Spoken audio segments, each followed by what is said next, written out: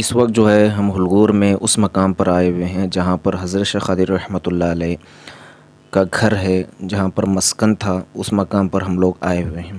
یہاں دوستو، جب حضرت شیخ قادری رحمۃ اللہ علیہ بنکاپور سے ہلگور آئے تو اس مقام پر اپنا مسکن بنایا، یعنی گھر بنایا، اور اسی مقام پر رہ کر یہیں پر چند دن کے بعد اپنی بیوی کو بھی، اپنی اہلیہ کو بھی یہیں پر بلا لیا۔ اس کے بعد یہیں پر انہوں نے اپنا گھر بنایا، اپنا مسکن بنایا، اور یہیں پر اللہ کی عبادت میں مصروف ہو گئے اور یہیں اپنی زندگی بسر کرنے لگے۔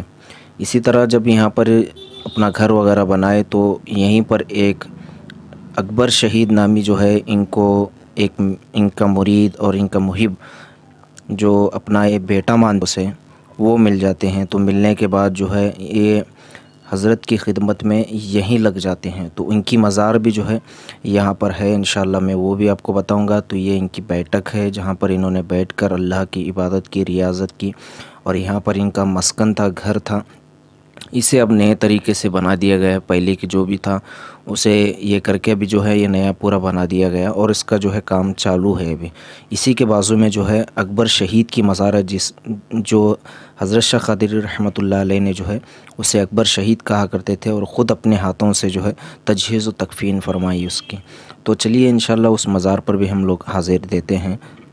یہ اکبر شہید کی جو ہے یہاں پر مزار بنا دی گئی ہے، جو ہے بہت بہترین انداز سے جو ہے اسے بنایا گیا ہے۔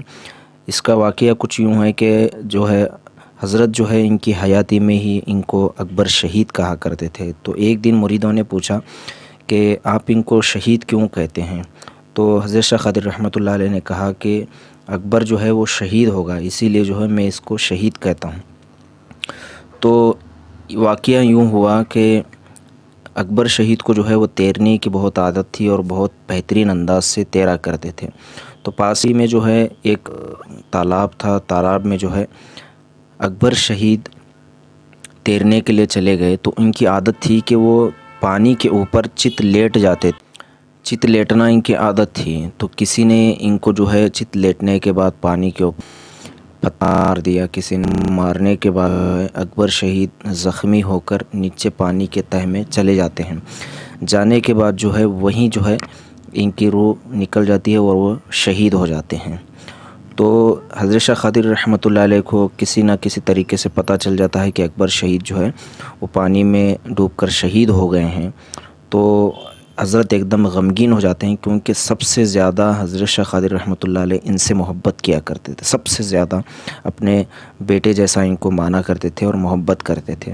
تو جیسے ہی پتہ چلا تو حضرت شیخ قادری رحمۃ اللہ علیہ اس تالاب کے پاس آئے، تو باڈی جو ہے وہ اوپر نہیں آ رہی تھی۔ تو حضرت شیخ قادری رحمۃ اللہ علیہ نے 3 بار وہاں سے پکارا، اکبر اکبر اکبر۔ تو جیسے ہی اکبر شہید پکارا تو 3 بار جیسے پکارنا تھا باڈی اوپر آ گئی۔ تو حضرت شیخ قادری رحمۃ اللہ علیہ نے باڈی کو لے کر جو ہے وہاں سے خود نکلے، اور اس کے بعد جو ہے خود تجہیز و تکفین کر کے نماز جنازہ پڑھا کے ان کو یہاں پر دفن کیا گیا۔ تو یہاں پر ان کو دفن کیا گیا۔ حضرت شیخ قادری رحمۃ اللہ علیہ کا گھر بھی یہیں تھا۔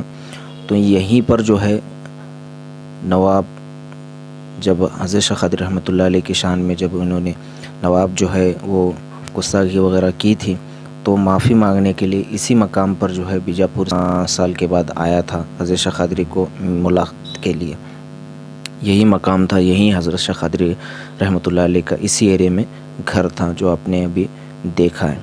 تو یہاں سے جو ہے پھر وہ جو جہاں پر حضرت کی مزار وغیرہ اور جتنے بھی ان کے مزارات ہیں، ان کی بیوی کے، ان کے چچا کے، تو یہ جتنے بھی وہاں پر مزارات ہیں، یہ تحفتاً ان کو جو ہے وہ زمین جو ہے وہ دی گئی تھی۔